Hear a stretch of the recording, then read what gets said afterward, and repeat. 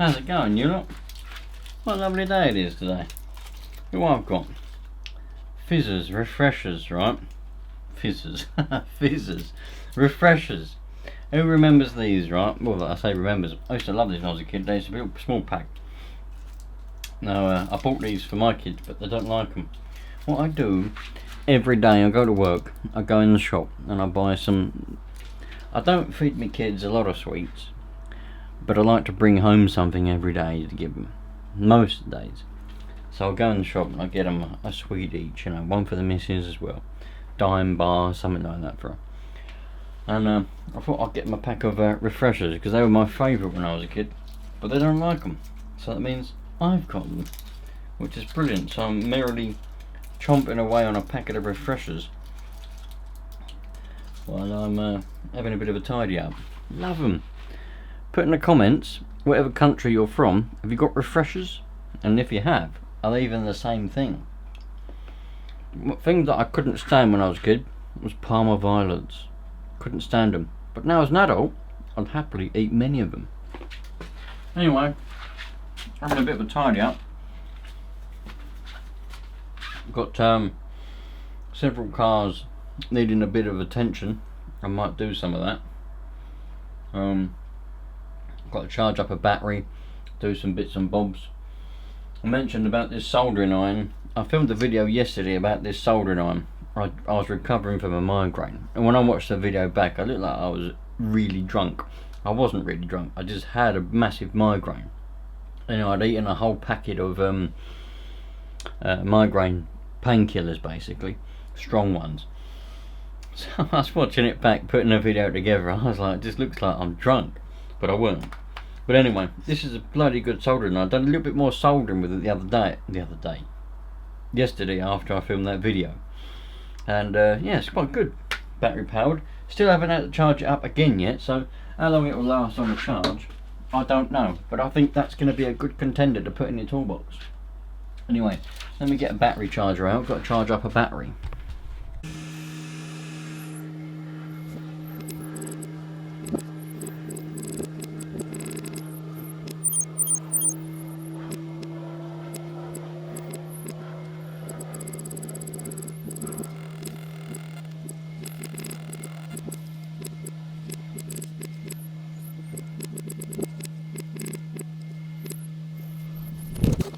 So I've been using this charger for a week or so, maybe a bit more now, a few weeks, to charge up my batteries. Charge this one, and I can charge any other battery. These batteries, I've just got an adapter for that. And yeah, it's bloody brilliant so far. If you ever need a decent battery charger for your RC cars, go and have a look at GT Power, because they do some pretty good ones. And that C610 is one of their newest ones that they do at the moment. They do some other new ones, but that's one of the good ones. And it has only got one charging port, but you can charge LiPos up to 6S and all kinds of different things. You can repair them, you can cycle them, you can storage charge. It's a lot of interesting and very useful features on it. Just having a little look. We're going to have a little look through this drawer of... This is my trusty drawer of nuts and bolts. It always gets me out of trouble. Whether I need a screw, a nut or a bolt or a pin or anything like that, 9 times out of 10 this drawer has what I need in it. And I was just doing something else and I thought to myself, well, let's have a look in here, because on the new Savage, the GT6, I need to try and find the right size grub screw to put in that gearbox so that it doesn't come out, because it likes to move itself. I haven't had it fall out. Other people have said they've had them fall out completely. The little spring on the ball starts flapping around inside there as well. That didn't happen to me. It never went that far. It just moves enough to stop it changing gear, and then that's it. You know, I was driving it around for ages with it not changing gear, and then when I went to it, the little grub screw was still there. It just moved. Now I reckon it's because it's the wrong size. It's a bit too small for the hole. And obviously it's easier to put a fatter grub screw in there than it would be to make the hole smaller. You can't really do that. That is the wrong type. That's a a grub screw with a pin. I don't really want that. I just need a grub screw, a slightly fatter one, and I'm wondering if one out of an older gearbox would be okay, because we never had that trouble with the other gearboxes, the older style gearboxes, did we? Never ever heard of that trouble, and I never had it. So I've got a couple of gearboxes in some boxes. I might dismantle one and nick a grub screw out, and there's a brake pad there. I might nick a grub screw out and see if, and put it in there and see if it fits, and if it does, if it's a tight fit, and if it is, I might run it and see what happens. But I was wondering if there'd be one in here. For the sake of a few minutes having a little peer, it's worth it, but I can't see one, which is a shame. There's plenty of other things in here though. I don't know if you can hear it in the background, but one of the bad disadvantages, in my opinion, about those GT powered chargers is the fan is on all the time and it's quite loud. Other than that, they're good chargers. Don't know whether you can hear it in the background. You might better hear it. No, I don't think there's any grub screws in here. So, I mean, I could make one, but I don't really want to be doing that.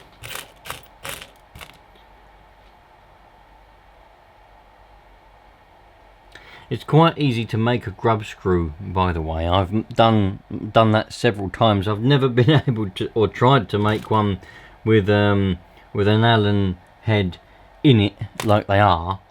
Where's that one I had a minute ago? I've lost it now. I was going to show you what a proper grub screw looks like, but for those of you that don't know what a grub screw is, it's effective. Oh, there it is. There's one. So this is too big though, but this is a grub screw. All right. We never focus.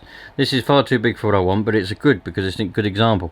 So it's basically just a threaded piece of rod, or whatever you want to say, with a little, some of them have a little point on the end, some don't, but they have an Allen head in them like that inside, and the Allen key obviously goes inside there.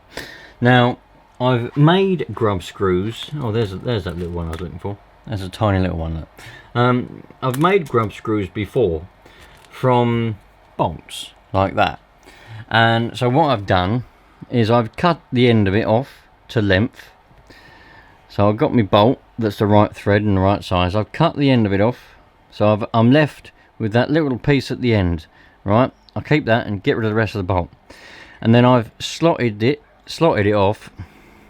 So imagine this is the top of the grub screw now, and I've slotted it like that to fit a little flathead screwdriver. And I've used a little flathead screwdriver to drive the grub screw in. So it's not been an Allen key one. I've just homemade grub screw, you know. I could do that. I mean, I've got enough bolts here. I reckon I could find one that's the right size for that gearbox. And I reckon I could do the same.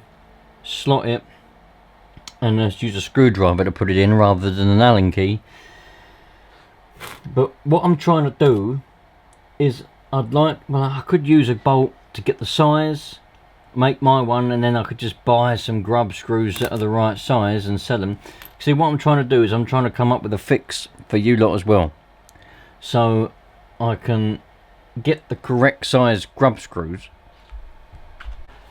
so that I can sell them to you lot, because obviously that helps me be able to make some money so that I can buy more cars to make videos, etc, or boring stuff that you don't have to care about. But then it helps you lot, because you could just buy the correct size grub screw that is a nice tight fit in there, and it won't keep coming loose. So that's what I'm trying to do. But yeah, I'll get there. I'm in no rush. I'm in absolutely no rush. But I was just passing through and I thought I'd have a look in the old nut and bolt drawer. Right, time to tidy this up. Did I show you what happened to the T-Max the other day? Ah, bloody hell. I cleaned it off a little bit, but it went for a load of dog shit. And I thought it was just on the axle, but it wasn't. It was everywhere. And I was like, oh, so I washed it off with the hose pipe. I chucked it in a bush to start with, get rid of it, chucked it in a bush. And then I went and got it out of the bush, washed it off with a hose pipe. And yeah, it's still a bit on there, but must have been a bit of diarrhea, I reckon.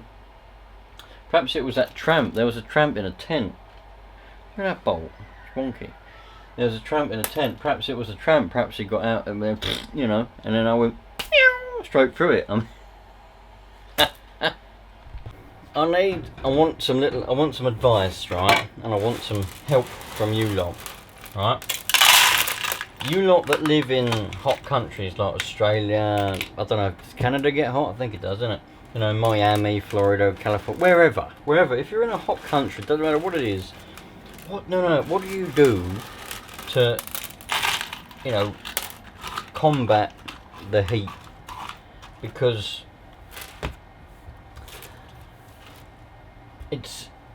I'm finding it difficult, to be honest. You see, in this country, we're not geared up for any sort of anything over about 25 degrees. We ain't geared up for it. We're just not. And the summers over the past 10 years, the summers have been, you know, every summer's been over 30 degrees. Well, not 10 years, maybe 7. Since about 2020. So that's, you know, about 6 years. No, 2019 actually, because 2019 was over 30. Because I remember that. Because when me little boy, when he was a baby, it was hot and we were a bit worried because we couldn't get away from the heat. Anyway. So what do you lot do? I know a lot of your houses have air conditioning, but we don't have that in this. You know, we just don't have air conditioning in many houses. We just don't do it. And if we were to, it'd cost a fortune to be able to run it, and no one would be able to run it. Yeah, because electricity prices are bloody astronomical as they are. Right? So what do you lot do when you're out and about, you know? How do you manage it? Because today was 36 degrees. And I couldn't. No one. Some people can, but I can't do it. I mean, sweat constantly going in my eyes. No energy. A guzzling water like no tomorrow. Absolutely just guzzling bottles. I must have had about 20 litres of water. And just can't do it. So give me some tips, give me some advice in the comments, please. What do you do to be able to just go through day-to-day life when it's 35, 36, or even just 30 degrees Celsius? How do you do it? I need help from the professionals. You lot in Australia and America. I know some places don't get as hot as others, but I think some of you are from the Philippines, aren't you, as well? Come on. I want to be that one person walking around just like it's normal. Do you know what I mean? Everyone else is going, and I'm just going to be normal because you helped me. Come on. I've got to take the hard drives out of this. I've got to take these hard drives out of this server. Broadcast yourself. Remember that when YouTube had that slogan? YouTube, broadcast yourself. Yeah, I'm going to take the hard drives out of this. Now this was a server that I used to have in my old house. I used to have a network of cables and servers for all the computers and everything. And it was before, you know, before any clouds or anything like that were invented. I basically had my own clouds in our house. In the loft there was Ethernet cables running everywhere. And is that how you get that off? No, that's how you get that off. Oh, is it screws? Yeah, so you know, it had all the data, everything in it. You know, you used to just be able to get anything on any computer. You used to be able to just pull it up. I don't know how you get this off. But obviously, like this is, you don't need it anymore. You don't need this sort of thing anymore. So I don't know. You've got to try and get it off. I'll get the hard drives out.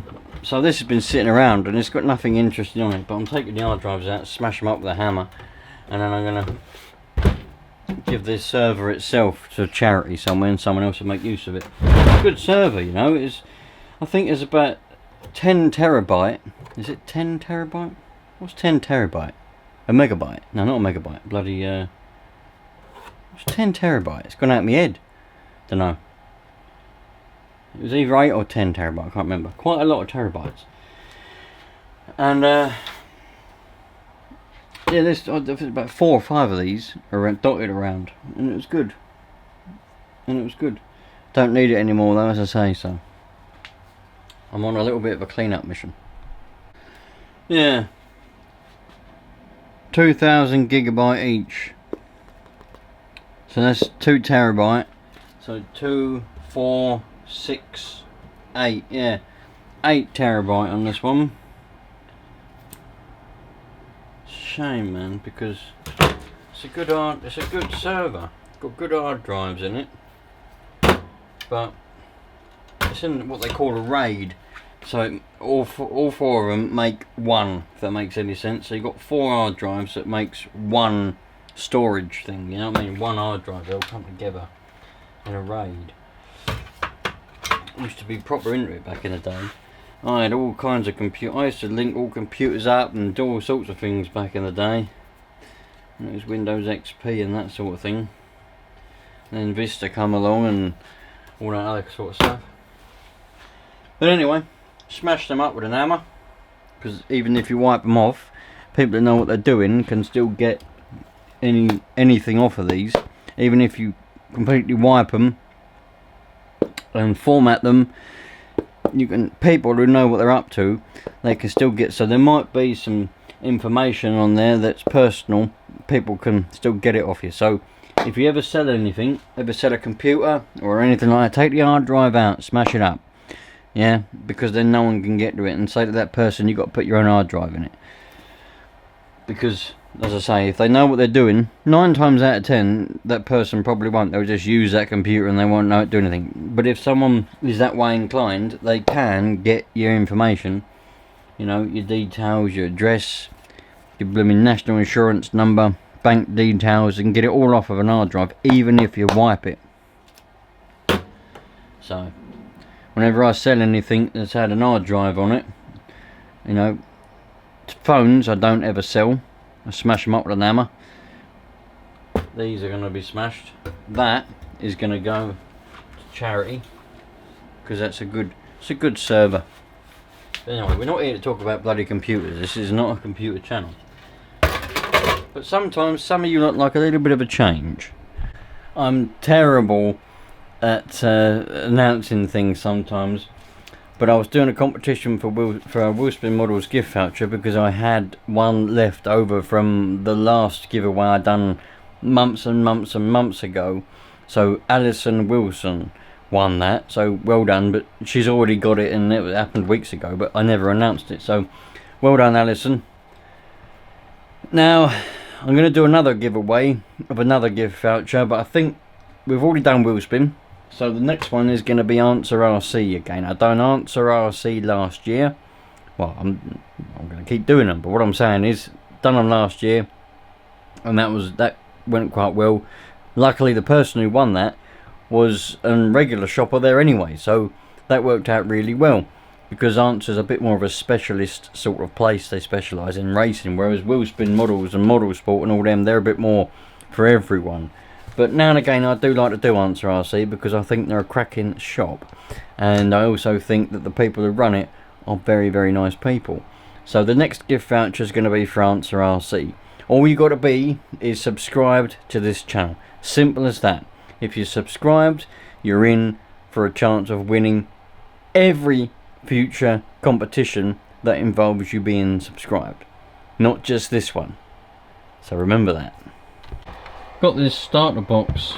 I've had this for quite some time, and a friend of mine was having trouble starting up he bought a brand new Hyper 7, and he was having trouble starting it up. So he said, have you got any starter boxes? So I said, yeah, I've got a starter box, you can have it, I'll just have it for free, I'll give it to you. And I kept meaning to go around and give it to him, but you know how it goes. There's a bit of an adjustment there. You know how it goes, you just sort of think, oh, I'll go and do that at some point, but then you don't. Anyway, talking to him quite often. Now I knew that he wasn't very well, but then one day he just stopped replying to my text. I thought, what the bloody hell's going on here? Anyway, and then all of a sudden they weren't being delivered, and I'm thinking, because I knew that he was in hospital. So I asked someone that I know knows him, and I said, what's gone on? And he said, well, he died. So yeah, that's a bit not good. So I should have gone. There's a bit of a lesson for you lot there. If ever you're going to do something nice or something for someone, you know, just go and do it. Don't put it. Well, no, I didn't put off giving him that starter box. I just kept saying, well, I'll go down and give it to him at the weekend. But then the weekend will come along and things will come up. I'll do it next weekend. Anyway, just go and do it. Especially if that person isn't very well. Now, in my case with Frank, he was quite a good mate of mine actually towards the end of it. You know, a lot older than me, full of knowledge, full of just wisdom. I looked up to him quite a lot. And he was also the gas engineer, plumber, whatever they call themselves these days. He had done all the work for me, boiler and all sorts of things, plumbing, a lot. Good, very good man. And if you remember on this channel a while ago, a couple of years ago, I had that twin-engined Hot Bodies twin-engine. What was it? Was it GTX? GTX2 or something like that, I think it was called. Something like that. I bought that from him. So yeah, I had this sitting aside, and I kept saying to myself, right. Oh, hello. What have we got going on here? The shopping's out now. You what? Shopping? I've got to go and do the shopping now.